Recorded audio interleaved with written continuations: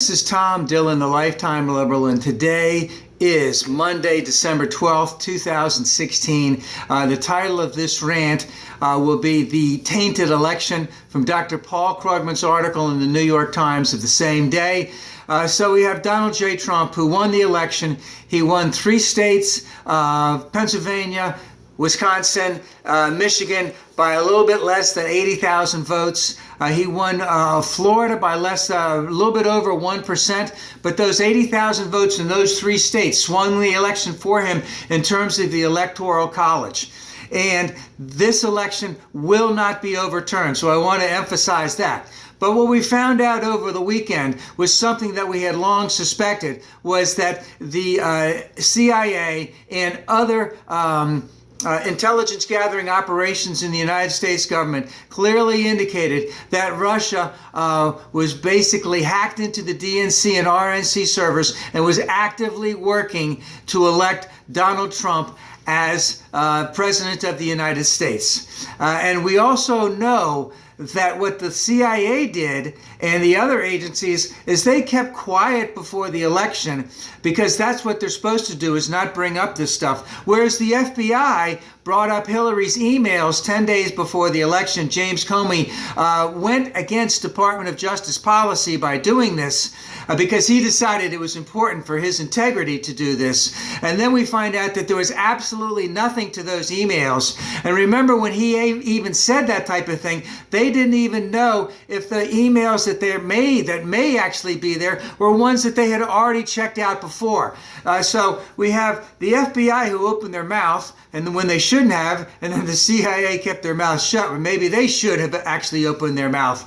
And also remember that Hillary won almost 3 million more votes than Trump did in the election. Again, it will not be overturned. It is a tainted election.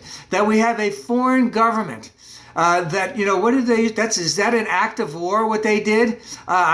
Maybe it is. We should really check that out. Trump said there's nothing to it. He thinks it's ridiculous. He thinks it's sour grapes on everyone else. But this isn't this isn't how we should be looking at this. We should be looking at this very, very closely.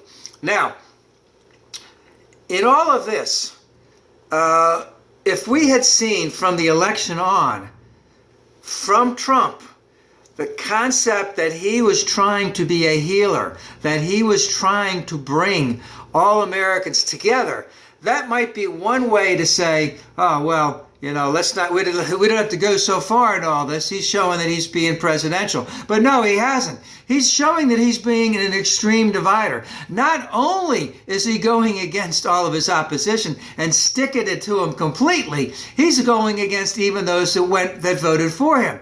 So we know that a majority, even those people who voted for Trump and against Trump, we know that a vast majority of them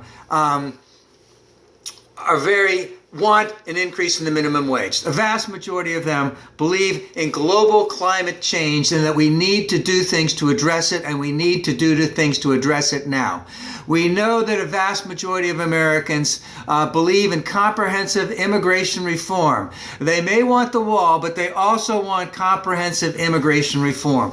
We also know that a vast majority of Americans want to increase the IRS assessment on rich people, and that would include hedge funds managers who are paying, who are getting that special deduction just for them. That would include an increase in the transaction tax on high-speed transactions, and that would include an increase or a continuation of the inherited wealth assessment.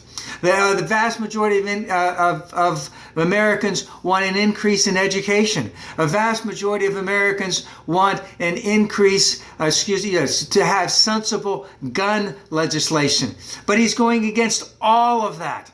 And he's also going against those white working class voters, or whites without college, who gave him the election in those 3 states, in Pennsylvania, in Wisconsin and in Michigan, because basically he's going to attack their health care and he's going to attack their retirement. So he's going after Obamacare, which is helping. What did they determine? That there was about 5 million people, possibly up to 5 million people, who voted for Trump because Trump said that he would take care of them, who voted for Trump.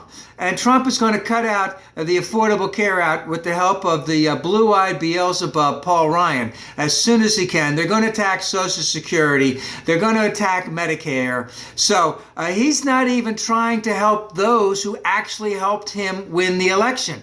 The only ones he's trying to help are the rich. Now, just a quick aside here, he's got this guy from Exxon who's going to make Secretary of State. The first thing they're going to do is to cut out